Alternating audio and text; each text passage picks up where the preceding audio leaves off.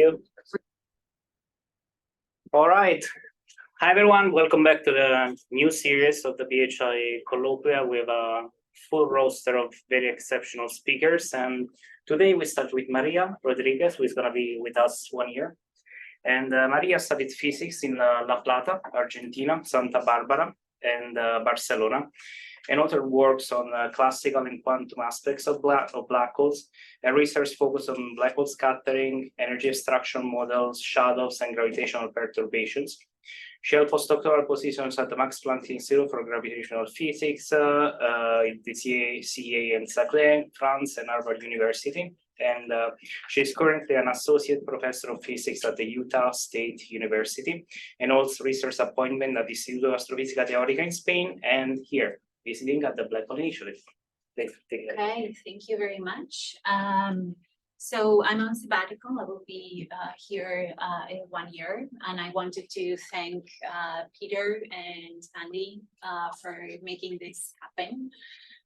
It looks fabulous, but there are a lot of, more realistic things that need to be taken care. And the Black Hole Initiative has been a great place where we are doing a lot of new works and learning new things during this sabbatical year. So I will be talking today about a topic that I have been interested in lately, which has to do with tidal deformations of black holes. In the past, it was called tidal squeezing. So this morning we had some torsion squeezing, and today now it's black holes tidal squeezing. So I will talk about this. It's a colloquium, so I was trying to have very few equations. I could not do that, but I have one video in some sense. But I will tell you a bit what the framework is for tidal squeezing in black holes, and what are the questions that we are currently trying to solve. So I work in this topic with Malcolm Perry, Luca Santoni, and Adam Solomon, and Austin Joyce, and my students. So those are the collaborators that I currently have. So a way of thinking about the tidal squeezing, or the idea of what is going to produce on the black hole, is going to be a deformation of the black hole event horizon. So this is a more simplistic image, not the EHT image. And so what happens is that when there is a gravitational field somewhere outside the black hole, the question is, how does the event horizon change its shape? And that is a bit the question and the discussion today. So I will need a few keywords to try to describe this process in general relativity. So I will give you a very biased introduction to how I see black holes currently. And then I will talk about how we define tidal deformations in general relativity. And in that framework, and probably you've seen the papers, there's a definition of what we call the left numbers for black holes in particular.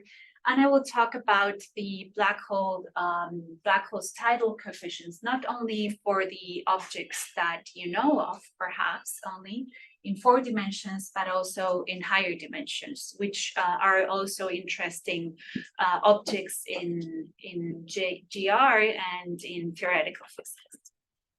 So here is my view of some of the things I knew about.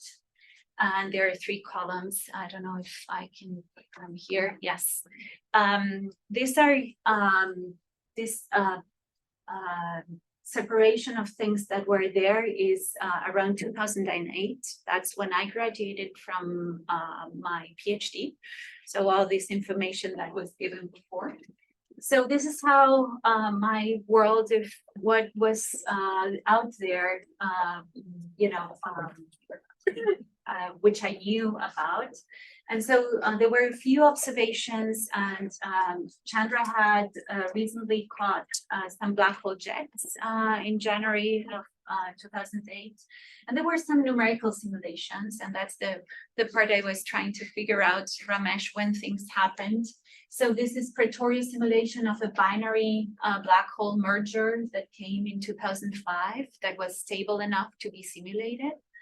And we had the simulations for black hole jets in general relativistic magnetohydrodynamics. And there were a lot of things in theoretical physics going on. There were models of black hole jets and then black hole shadows, as you know.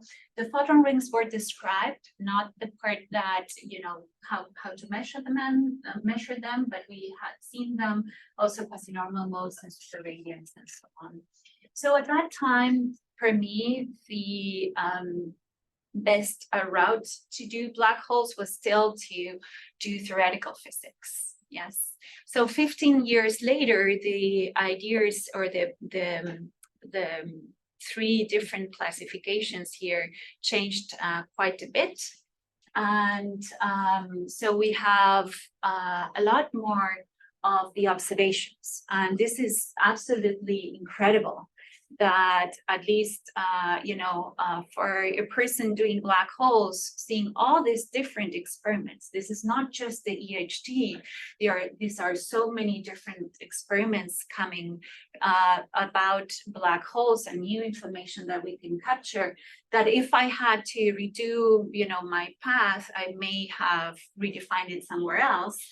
But for now, I'm still interested in theory. So there are the gravitational wave detections that came up, the black hole in the center of our galaxy and the stars going around them.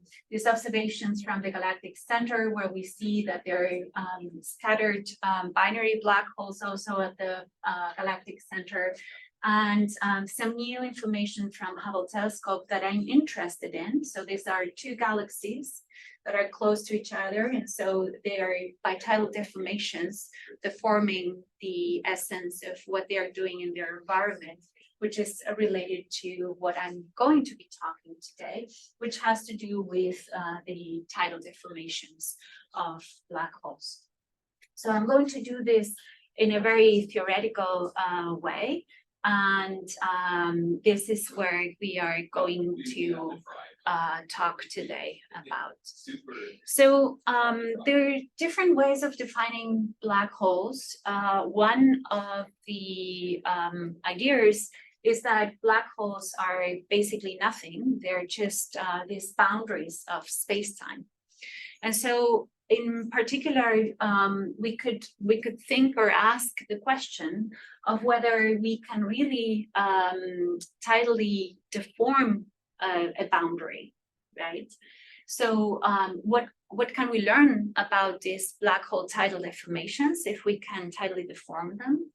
And how we can characterize those, not only for the black holes in 4 dimensions, but are there universal properties of tidal deformations within general relativity that go beyond the 4-dimensional Kerr black hole that is important for measurements, but is there a more universal treatment of these tidal deformations and the coefficients in that way? Or for compact objects. And then there's this last layer of interest that black hole tidal deformations could be described in an effective field theory description.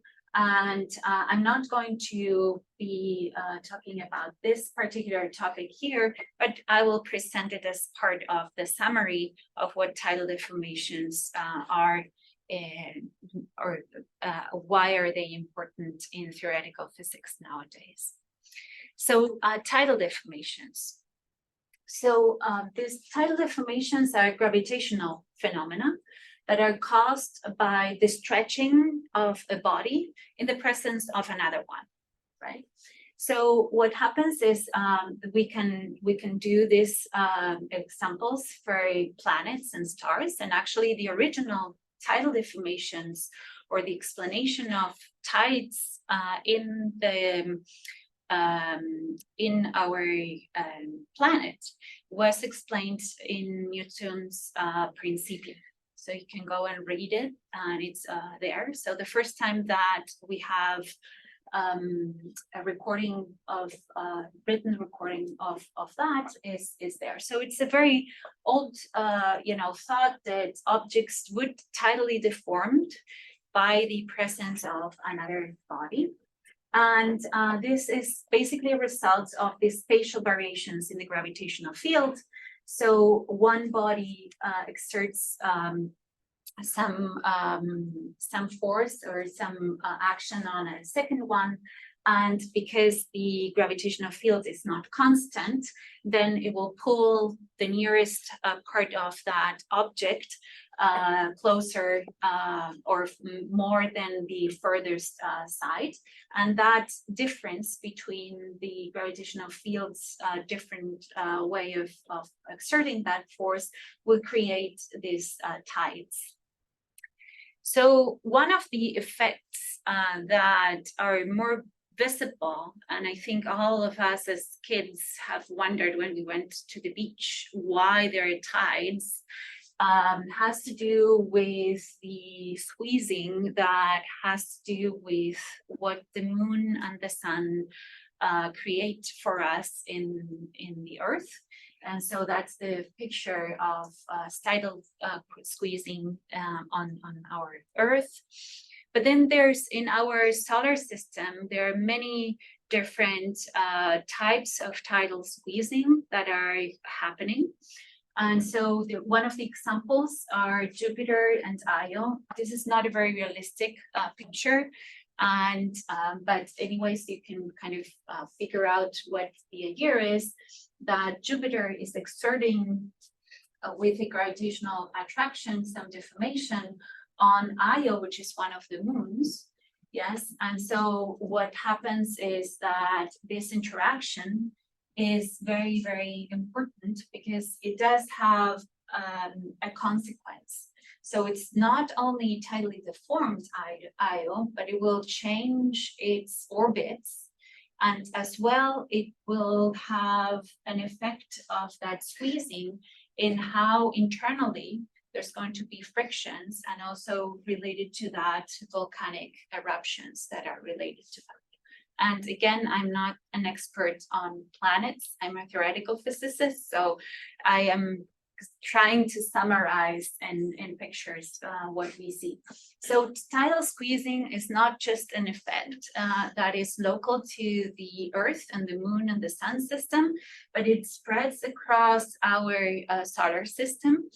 And more recently, it has been observed in other experiments. This is an ESA experiment in which they saw that actually as well there are exoplanets that are completely like rugby balls if you're in the UK and American footballs if you're in the US. So that's the way the shapes of this additional planet when it goes around this bigger host star is very, very much deformed.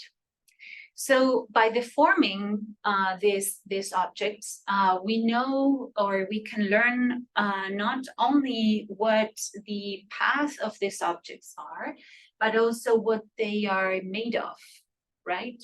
Something that is more squishable will probably be more liquid inside. If they're more rigid, then that deformation will not be that easy. So what happens as well is the tidal deformation changes the temperature of the objects, right? So there's a lot of consequences of the tidal deformation. Now, the way to do these approximations or to understand this, and I apologize for this, my Apple Pen just broke when I was doing the plots, so this is my more rustic way of having that. So if we have two masses, and this is purely Newtonian, if we have two masses, M and M prime, they're separated here by a distance. This B is going to be my R here in the equation. And R, capital R, is the size of your object. That in here will be this RS in here. We can describe the gravitational external potential on this object with this equation over here. So the first term we all know, this is the gravitational potential of a point mass particle. And all the other ones in here are going to be the multiple expansions. So how we account for the different types of terms that tell you that this object is not a point particle, but it's rather an extended object that has a specific shape. Yes, so these are the numbers here. This is purely Newtonian, as I was saying in this consideration in here. And what we can do is we can directly find certain coefficients that describe this deformation for us. And those coefficients, the tidal deformation coefficients that we are going to be talking about today as well, more, are these KLMs in these equations here. Yes, so these coefficients are coefficients that will tell us how much the object is tidally deformed, and they are going to be gauge independent. This is what we want, so that different observers see or can describe the same coefficients, and they will give us properties, or will depend only on the properties of the first object and not of what the the gravitational field around it is. Yes, so this will only be an intrinsic quantity of the internal structure of the object that we want to study. So in that regime, what we did is we are close to in the area that some people call body zone. Yes, so the description for this Newtonian approximation is close to the object, knowing that there are some other gravitational fields around it that tidally deforms it to create those terms that are non-vanishing in there. Yes, so we will be working around that object in there. So how do we, yes? Was that equation like a perturbative expansion in G or this is just a non-relativistic? It's non-relativistic, yes, yeah. So it's a perturbative expansion in RS. In RS, yes. Actually, it's R over RS, the perturbative expansion. So at some point, this perturbative expansion breaks and something drastic happens to the. Well, the drastic is you need a different zone where now to describe this, it will be, you will need to account that this object tidally deforms this one over here. Does that make sense? And so in this in-between zone, you would have a near zone for this, but there's an interaction zone where the tidal deformation of this one will have to be accounted in here as well, as not an object that is creating, that is creating the same field all the time. I was wondering, at what point does the tidal deformation become strong enough that the second object breaks apart into a ring? Well, it depends. It depends because if this is a black hole and this is a black hole, that will never happen. If this is a black hole and this is a star, then that's the Roche limit. Yeah. Is supposed to be derivable from this, or is that like a more involved? I think the Roche limit is the Newtonian limit, right? Yeah. It's so yes. I don't remember how you compute it, but you can actually decide or kind of find when you set up the scales up to which region this is a good approximation for your Newtonian expansion for the tidal deformations. Nice. They never teach this in school. So. Does the distortion that's measured by this, the tidal effect, is there a way to, there's presumably a tie to when it's disrupted, like when it's broken? Yes. Right? And does that hold for black holes too? I mean, can you actually disrupt a black hole? You cannot. That is the super interesting part, right? And I was, so in my transparency from 2008, I had listened to these disruptions and, and we think how things fly in the distance, so on, but it kind of never settled in until recently that there would be no disruption. And it makes sense, right? When we look at this binary black hole mergers, actually we see that the black holes don't, disrupt in the same way as stars, right? Yeah. Is that the same as the same method of love numbers? Sorry? Is that the same as the same method of love number vanishes? Well, yes and no. And I tell you why not. So the love numbers for black holes will end. So all the stars, planets, and things we know of that do not have an event horizon will have non-zero love numbers. So these coefficients will always be there. For black holes, and in particular for Kerr black holes, some of these coefficients are zero when they're static perturbations. And so it will have to do with, I think there's a link, but no one has established it, Andy. That love numbers are related to the fact that you cannot disrupt a black hole, or there's no rush limit for black holes. Is there a Well, rush limit? one statement is stronger than the other, they're overlapping. No, I'm just saying there's no paper that states that the disruption, that black holes cannot be disrupted means that the love numbers are zero. Can you disrupt them in higher dimensions? So in principle, there's no rush limit. So you cannot disrupt black holes. That's what we were told in any dimensions or in whatever thing that has an event horizon. The love numbers for higher dimension. This is the talk in a nutshell. Right. So okay, I leave the suspense. Wait, actually. Yeah, but all questions that I'm going to address. If not, we can just go back. So tidal deformations in GR. So the equation I had was just the gravitational potential that could be written in Principia's, Newton's Principia. Now, how do we do GR with it? And so here is, Ramesh was saying that, the metrics are important and they kind of have a lot of the information.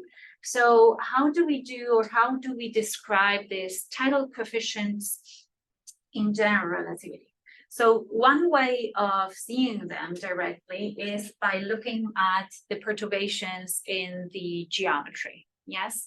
And so in here, what one can do is one can look at the deformations of the object. So you have your geometry as the perturbations to flat space-time, yes? So are these coefficients here, the perturbations that tell us or have the information about whether the object is tidally deformed or not. And so we can linearize the Einstein's equations for that, and we would get a matter stress energy tensor on the right-hand side. There are a few definitions to get to this equation in here that we use, and there's a gauge choice. And what we can do is we can feed the right-hand side of the equation with the proper stress tensor that we want. So if it's a point particle, or then we will just use the source for that. But essentially, what happens is that what we can do is we can analyze the different perturbations in the components of the geometry and relate them to the love numbers or to this tidal deformation coefficients, yes? So we are going to use, if you want, the prescription for what the Newtonian potential looks like, and look in the information in general relativity of where that form of the potential comes from. And at very long distances, we can see, for example, that the perturbation to flat space, the GTT component or the HTT component takes this form here if we do that expansion, for example, for a Schwarzschild black hole, and then we can do that for Kerr and so on and so forth. So the perturbation here has the point particle definition, and then we see all the different multiples in here. And within this, we would see that there are two terms. This is the potential of the external gravitational potential that is going to create the gravitational tidal deformations. And these are going to be, or the terms that have this power dependence are going to be the ones that are going to be linked to the gravitational tidal deformation coefficients. Yes. Okay, the reason why I'm not calling these coefficients all the time love numbers, you will see why there's a distinction. Yes, and it's going to come in a minute. So the proposal is that our problem of finding love numbers in general relativity reduces when we look at the linearized equations to the problem of solving a scalar in your curved background. And we have studied these equations many times. These are Tarkovsky's equations, and the sub S is for the different spins. So it's the massless S bosonic or spin, integer spin equation that we are going to be solving. Okay, so that is the definition in general relativity. So here's my movie. You will be impressed. So this is a clear black hole. There we go. That can be described by two parameters. Yes. I did this for Shep. He's not here because he said, we want to do movies. And I was like, okay, I'm doing my movie. No, but it was just to tell you that I wanted to catch your attention in that the black holes that we are going to be talking about now are going to have a mass and a spin parameter. That instead of writing it in that way with that parameterization, we are going to be using, because of the square root is an ugly thing, so we use our plus or minus. Yeah, so the inner and outer horizons, or the Cauchy horizon for our minus and our plus. So it's the same. Yes, we can write the parameters as M and A or R plus R minus, and this is what's going to show up in the equation. So what happens with Kerr? This is super crazy now, right? Because we had these love numbers for stars and planets and so on, and we think that black holes are made out of nothing and they're boundaries. And so in principle, we should not be able to say anything about what they're made of. And are we allowed to really tidally deform them? This is a boundary, right? So is this allowed? Can we really learn what they're made out of if we find the tidal love numbers? And so that was part of the intriguing part of these questions. And there's math to do these answers to this. And so for those eager to work on this in the future, what we do is we use an ansatz to separate the equations and add some boundary conditions that are properly defined for a black hole. So in this, we're doing actually the perturbation of the geometry, right? I'm repackaging everything as the scalar here, yes, but that's actually going to be the perturbation of the geometry. And so we want boundary conditions that are only ingoing on the event horizon of the black hole. So that's the part where we are describing that there's actually a black hole in here. And then we take that solution and do an analytical continuation to infinity. So we look at that solution and look at how it works or how it behaves at infinity. And from there, we read the love numbers. Yes, question. Just confused. Is that grad or is it the D'Alembert? Grad phi, yes, or are you solving the wave? This is the equation. This is the wave equation. This is just directly. This is the, if you want, Newtonian potential, and this is the TT perturbation in the, yeah, there's no grad there. Okay, here is part of the information related to some of the coefficients in here. So there's the temperature, Hawking's temperature, the angular velocity that are going to appear in the parameters that we need for setting the boundary conditions. And then we'll see that they show up in the tidal coefficients for black holes. So let's talk about love numbers then now. So an important observation of this is that these tidal response coefficients that were first identified by Love, this is where they get their names from, almost maybe 100 years ago. Love was a professor at Oxford, and he realized that there should be these coefficients there to be able to describe the stars, the tidal deformations of stars. So that's where they get the name. So this KLM can be extracted directly from the solutions of the wave equations. And the ones that are going to be the relevant ones for the metric perturbations are the S equals 2, so the graviton ones, the ones that have spin equals 2 in the wave equation. So, and we can do that to all orders in the frequency, including static ones. So in this equations here that we can write, we can look at the cases where omega is equal to 0 and find what those KLMs are. And we are going to call those the static tidal coefficients, and some of them that are non-omega equals to 0. Yes. The ones with omega equals to 0 are the ones that people have been talking about. And now the other ones that we are investigating currently are the dynamical tidal love numbers or coefficients. Yes, you've not seen a lot of papers, but they will start popping up. So for the case of the static case, that means that the gravitational source outside that region that we were trying to look at is static, it's not moving. Yes. So in that case, we can do the computation, and we should be able to do that in the dynamical case as well.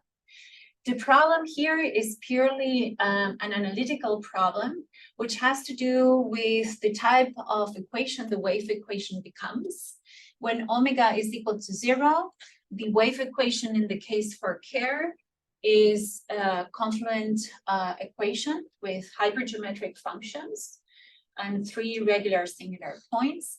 If omega is not 0, then we have the full problem of not having that benefit of being a hypergeometric function and not being able to solve it completely analytically.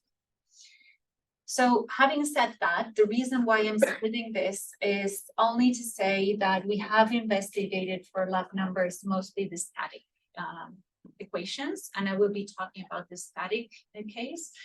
If you want to learn about dynamical, I'm giving a talk in October that the CMSA invited me, and you can hear about it there. So for the static case and for the non-static case, in general, we can define these KLMs, and they're going to have, they can be a complex number. So there's going to be a real part and an imaginary part of the tidal coefficients. One of the coefficients, the real part of those coefficients, are conservative effects, and those are the ones that we call love numbers. Yes, even though the full number, the tidal distortion number, has 2 bits. Yes, and there's another bit that is this dissipative effects of the black holes. So people tend to use the word for love number as this here, but there are 2 parts in the tidal coefficients that need to be, or one gets in the computation for the perturbations in the geometry. Okay. These numbers appear in the expansion of Newtonian potential. Where is the I? Maybe I need to look at the other form that I get, but doesn't the I make something imaginary on the right-hand side of Right. phi? Yes. Yes. Okay. Yeah. It doesn't appear at Newtonian level. They will show up at if you want to add dissipation, then they would in principle show up. But this come mostly in GR. Okay, but Yes, it's not gonna end up making any coefficients of the metric imaginary. no, it's not. Maybe I'm just- Is it related to quasi-normal moment? It should, yes. Right. So, if you want, the question could be, is there a way to compute the quasi-normal modes directly from here? And there has to be a way of computing. And if we were looking at Kerr, these things would depend on M and J, is that right? Exactly, yep. Right. So I'll show you the formulas for that. So with this picture, there's another example. So the transformations of objects by tidal distortions alters everything, right, in their surroundings. So they're now not simple points, but they are deformed. And so other places where we see that is in Saturn. And that tidal number gives us information about how squeezable they are. And apparently we can deduce that there is some liquids inside of them. They're more like jelly beans rather than hard balls. So yes. So this would be a bit what this idea was about, how rigid are really the black holes in these processes. So tidal deformations. To explain Yes. the tidal deformation in, for example, this Saturn system, you don't need to go beyond Newtonian No. description at all, right? No, yes, that is very, very important. Yeah. So everything that has to do with the exoplanets and our planets, and there's more than that, right? There's tidal locking, there's this how you call it, resonance for the orbits and so on. It's only Newtonian theory. And that's what you need. because the objects are not that compact anyway. Exactly, right. So there's Yes. probably a constraint on compactness, at which point the Newtonian. So it has to do not just with the configuration, but actually the composition, right? Coming back to your earlier question. Exactly. So for example, for neutron stars, they need to be also very, very compact, and there's no equations of state, right? So for those cases, say neutron stars and black holes, you would need to do a general relativistic computation. And so the idea of all this came, and many people are super interested about this, is that it can give you need to feed the equation of state with the love numbers. So you could learn about the nuclear physics part of the neutron stars if you can compute if you can measure, the love numbers. And these measurements for the love numbers show in the gravitational waves. Explicit, yes. So, so you work with the TT component of the metric, but if you do, like what you're saying, change the equation of state, I would assume that the other components of the metric also. Oh, yeah. And Right. so when you're trying to predict the gravitational wave emission, like wouldn't that show up as well? So would you need more love numbers than what you currently have? Oh, yes, if you want to reconstruct exactly what object you're talking about, probably yes, or to which accuracy you want to know that.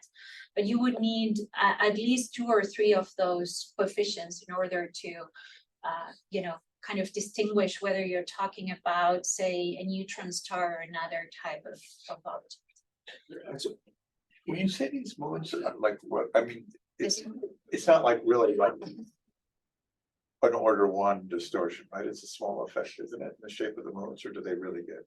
No, they get really, I mean, I don't know what you mean, A not, rugby ball, it's It's- like 10%, it's like that. I think it is. Yeah, it's between 5 and 10%, I mean. Wow, that's amazing. And it actually. But it's short-lived, right? Because Yes. it's only You in could those squeeze a whole phases bone where by you are. 10%.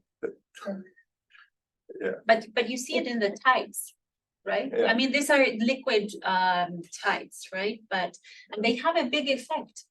This effect actually squeezes the objects and produces volcanic eruptions. in the moon. So it's not, there's internal friction. It's super crazy. Also not very boring. Sorry? Or just black holes seem boring in comparison to. No, you think, not at the Black Hole Initiative. No, So they the should other- be super fun. With neutron stars, Yes, the equation of state it varies as you go different parts of the neutron star closer to the surface mhm, deep in the interior.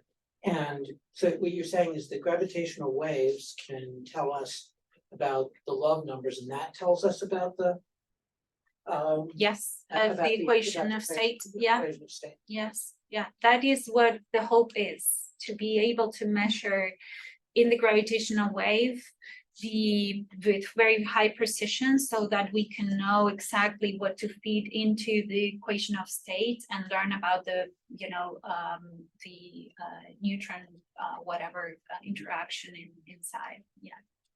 But I thought it was complicated precisely for this reason, right, that the equation of state might vary. And the assumption is it's kind of cleaner if there was one equation of state. Exactly, But it's surely not. yeah.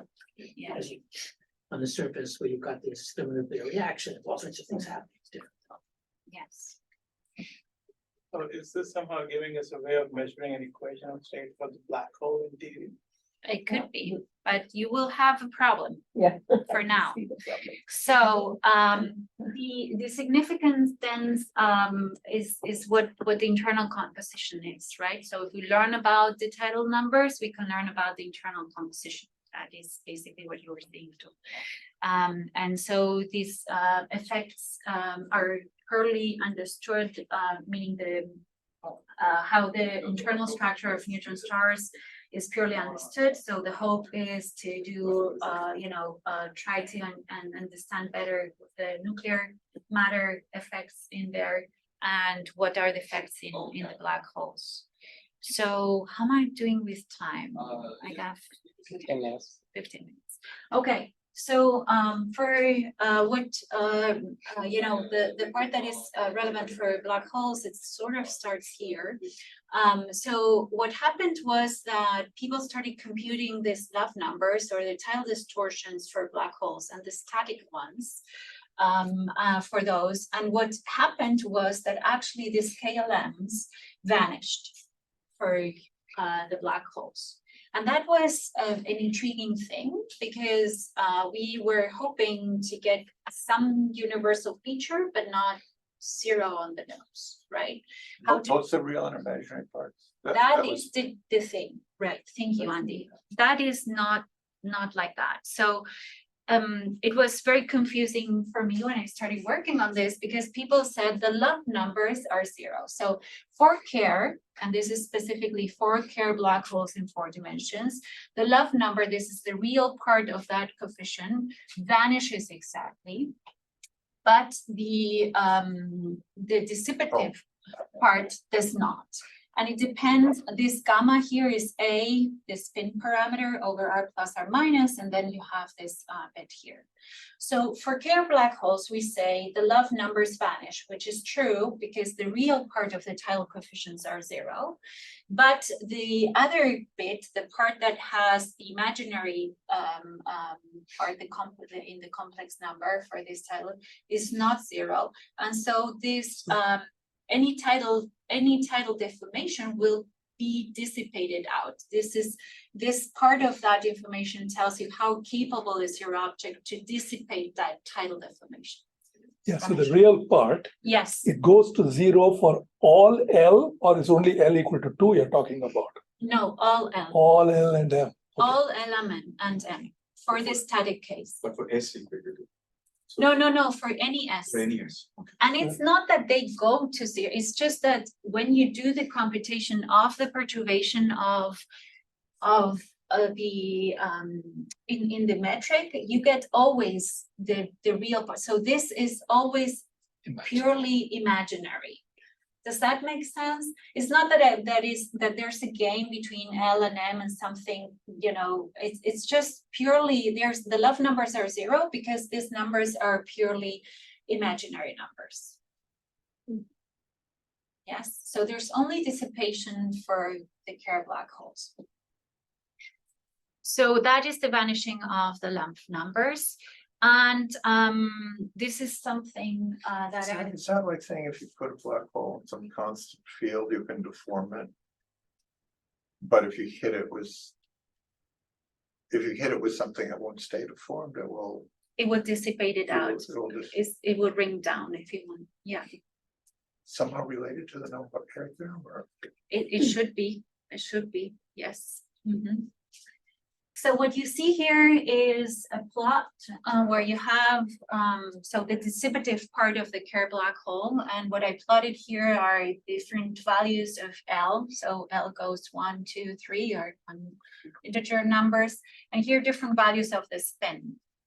So it's increasing spin parameter, fixed mass for the Kerr black holes, and so what happens is that for certain what the dissipation coefficients, if you want, are larger for the more highly spinning black holes than for the slowly spinning black holes.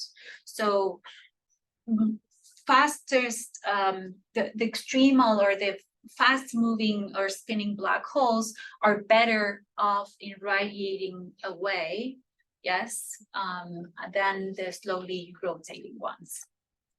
Okay, and this is a behavior that goes like this for all else. And so you see them squeezing in here. But So the dissipation is via gravitational radiation. yes, mm-hmm. Right. If I was to do Reister Nordstrom or Kerr-Newman. what's 0. this? No, yeah. but And the- this I don't know. Okay. This is a plot I produced a couple months ago and will appear in a paper, but I don't know. There should be a way of plotting them. I have a stars and the love numbers are non-zero. Yes, all stars have non-zero love numbers. So when it collapses, does the love number, the static love I'm number not sure you change can the define them at that stage, but that's a good question. I don't know, maybe, ratio? Well, it's not static. yes. It's not static at that point, so that description doesn't hold. Yes. Oh, I thought the external source had to be static, but star could be.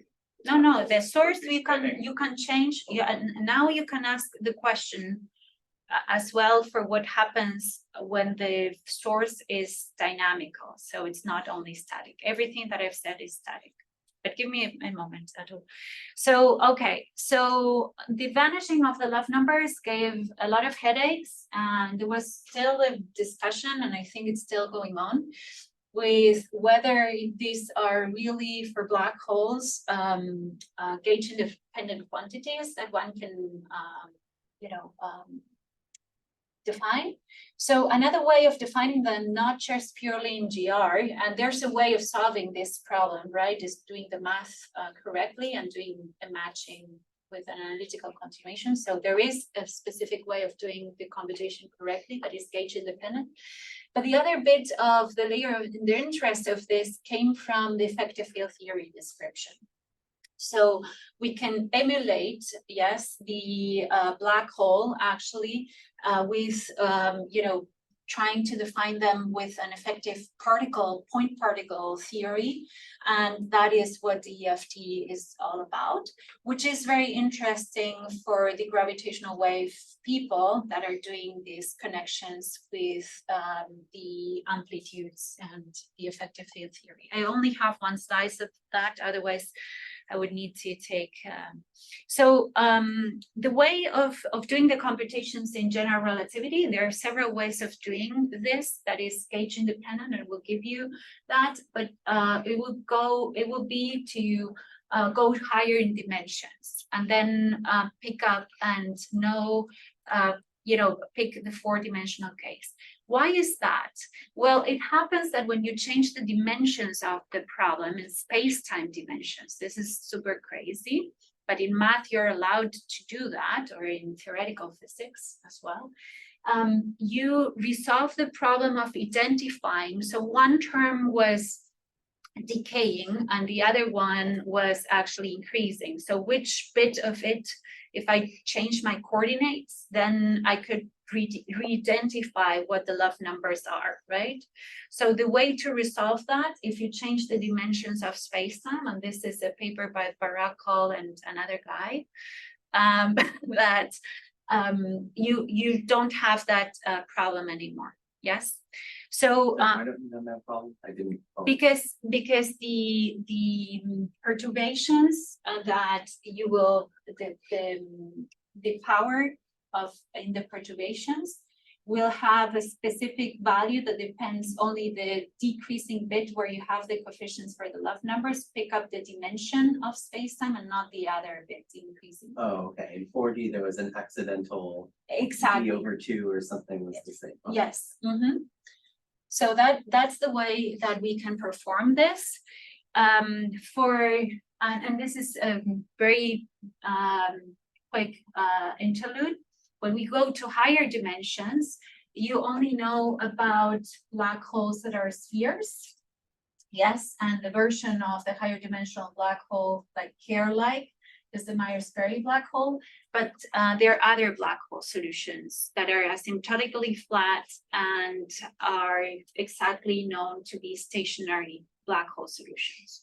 So if you go to higher dimensions, you can specifically think about, you know, spherical black holes that are rotating, but in fact, there are many other solutions, and one has to also kind of think about what happens with the love numbers in those cases.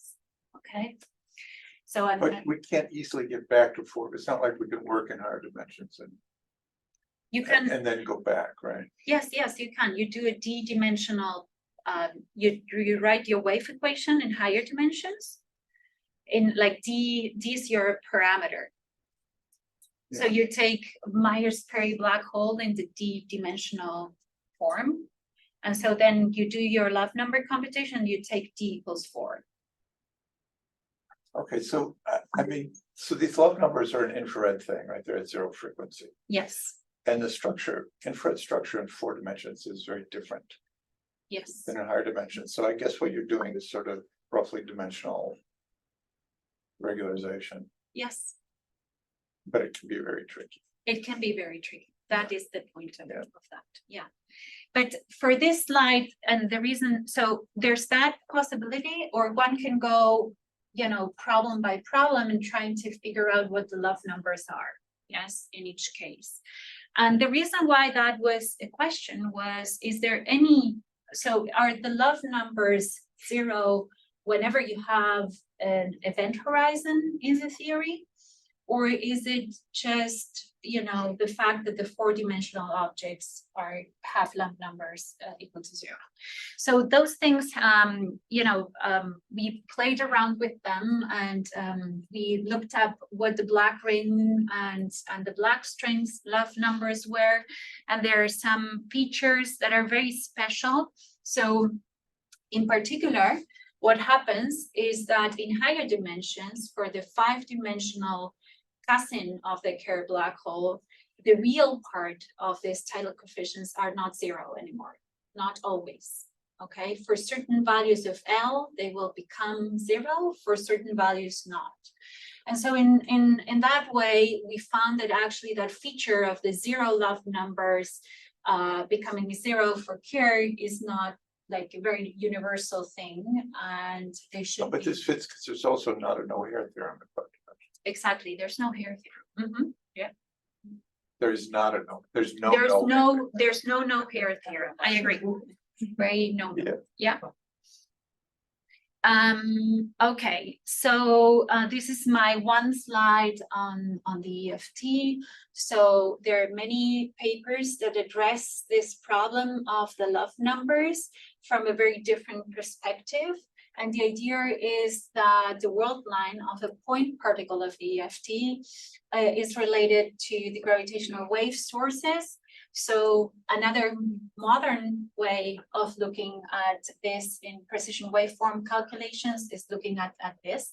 And for that, we need the information of the tidal love numbers. Yes. And so how do they show up here? Basically, what happens is you have this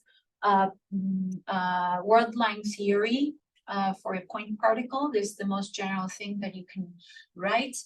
This will generate a Newtonian potential where you can identify, if you ignore for now the magnetic bit, that we are not going to be discussing. You can, this Wilsonian Wilson coefficients in here will be your love numbers that you need to plug in into your EFT. E is the field strength. What is E unit? E is the electric field. Why does it carry two indices? That's a good question. I think it's the electric component of the geometry. Yeah. It's exactly, sorry, it's the electric, and there's a magnetic part, and this is only for the Oh, that's a component of the. of the biotransfer, yes. Mhm. Okay, so my last slide. I argued that black Sorry, holes. Mary Jo, Yes, so, but if you had spin, if the particle had spin, there would be more things you could write down, right? This Yes. is a point like particle with no spin. yes, no, there are more things that you can write. This is a simplified version. But then you can see actually that there is a matching with what coefficients you can write in here from the EFT and the exact GR computation for, say, your Kerr black hole. Yes. So there's going to be a, so what we are seeing is that if one is more careful in doing the love number computations, for the, not the static problem, but actually the non-static problem, we'll see that the love numbers for Kerr are actually not zero. For the ones that are dynamical, that are not the ones where the source, so the black hole is not, is in, if it's in a static gravitational field, it will behave rigidly. If the black hole is moving around, it's actually, and the gravitational field has dynamical behavior, the love numbers are not going to be zero. And this will mean that there will going to be couplings here between, say, spins and derivatives of things in the effective field theory. Okay, so to summarize, so we looked at certain aspects of black holes. In 15 years, a lot changed. That's great. And so we determined and defined how people currently define actually the tidal deformations. We reviewed the computations of the love numbers in one slide, and then found some other ways of computing this tidal love numbers in higher dimensions and EFTs. And there are a lot of open questions of this, whether this dissipative effects can be really measured of the tidal deformations through gravitational waves. We would need very accurate wave, experiments, gravitational wave experiments to really see that. And so that's all coming. So thank you.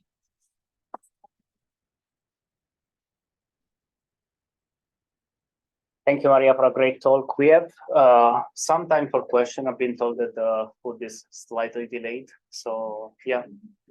So, you mentioned that there was a covariant way of defining love numbers as well earlier, which did not involve a particular component metric.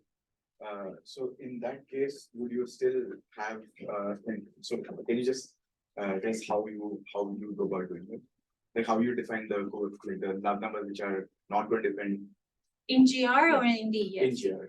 In GR, what you need to do is when you're doing, so you're solving the wave equation. And so typically these values of L and M are integer numbers. Now, what one can do is do an analytical continuation. And so there's a trick in math, if you want, that you can think of those quantities as not being integer values, but just any, real valued. And so you're sort of expanding your parameter, your solution space, and then you can reduce again back to the values that are integer in that. What you gain by doing that is that you're not longer having the problem of identifying which are the decreasing modes that you want that will pick up the love numbers in that expansion. Yes. So there were two terms. You can always, because this is coordinate dependent as it looks, you could always reshuffle the terms and say, oh, a bit of this term is actually in some other coordinates, a bit of this other decaying thing, and so I need to redefine the love numbers. With this trick, and another way of doing that is it's called the matched asymptotic expansions. If you do that properly, then you would have a unique way of defining them. Is that time? Okay. Yes. So, I wanted to come back to the original. I mean, I wonder, am I missing something? Is it really kosher to equate the Newtonian expansion in terms of multiples? The fact that the love numbers are zero, could that come from the fact that that expansion is an inappropriate description in GR? There are two parts in the equation, and I think maybe to in the equation for the perturbations, let's see, there are two coefficients. So one has to do with these coefficients that are the love coefficients, and then here there's the question of how you identify in general relativity what the multiple moments are. Right? What is a quadruple moment in general relativity and so on? So that could be part of the problem for how you define whether this is a quadruple or higher multiple moment. But in the end, what you see is that this will survive in the limit of, the Newtonian. The reason I asked is that that kind of multiple expansion in Newtonian, they are sort of independent terms of different order. Yes. One of the things one can imagine happening in GR is mixing amongst terms of different orders, right? But they're not entirely independent. Yeah. Just curious. Yeah, I think that when you do then the Newtonian approximation, you should be able, so this will mix up again back in the right way, and there should be a way to go one-on-one of identifying what each moments are in that specific limit. For general relativity, I'm not sure it makes total sense to describe it in that way. Yeah. So I think this comes back to what Priya and Prashant were asking. Looks like all of your analysis is just on the 0, component of the metric. Yes. Mm-hmm. There may be perturbations on the other components. Oh, yeah, yeah. And I mean, maybe you don't want to call them love numbers. So, I mean, there's kind of a little bit arbitrariness in saying that I'll only look at the G00, and for that particular guy, these Ks are disappearing. That is, it's just a problem of manpower, Ramesh. Something. So there's a way of this perturbation theory can be decomposed. So if you have a geometry, you can decompose, and the zero component will give you the scalar equation. The T mu parts will give you a vector equation and then a tensor. So you can do, and there will be obviously deformations in all the directions, maybe not for black holes, but no one has computed. That's the question for the black hole. I think for the Reisner-Nordstrom problem, they have been computed in all the different directions. So in like all the other, and in those cases, depending on which dimension you're talking about, in some cases are 0 or not 0. Okay. But that is work to do. Right. It's not that this is all there is. I agree. Yeah. Yeah, it's also not intuitive that like the space sector of that should probably have some influence on like the internal stresses of the matter as well. So this would probably be to something. Yeah, it's this. It has to be something with Yeah. Very nice. But I thought that the full metric perturbation was worked out. The love numbers, not. The perturbations, yes. You know, they're yes and no in some way, right? The perturbations, this problem of doing perturbations of the geometry have been over maybe 40 years around. So we know how to solve them, how to define the love numbers is the bits that, or if you want to tell the formation coefficients for the vector sectors and the tensor sectors. for the Kerr black hole, for instance. Yes, or wasn't it solved out of for the tensor itself? In the what? For the tensor itself? For Kerr? Yeah, I thought they were only computed for the Reisner, Nordstrom and versions of it. And not in here, but it could be, This is not trying to, present the whole story and just this. It's, as I said at the beginning, this is a biased view, which is what I know about currently. Does the worldwide effective field theory approach give an unambiguous definition for, Yes. let's say if I Mhm. wanted all the perturbations, then, Right. okay. And the GR, you always end up checking that your GR computation does match the EFT computation. Is this true also in the stationary black holes case where you also have like a pole dipole particle as well? Or is it in This is for the stationary black hole case, but Like your gravitational, so the black hole is spinning, but the gravitational exterior gravitational field is static. So it's sort of like you put something outside of it, and this thing is stationary moving, but the source is not. in the EFT case, do you also have such results for the stationary case? Yes. Okay. Mhm. Yeah. All right, if there are no more questions, let's thank our speaker again.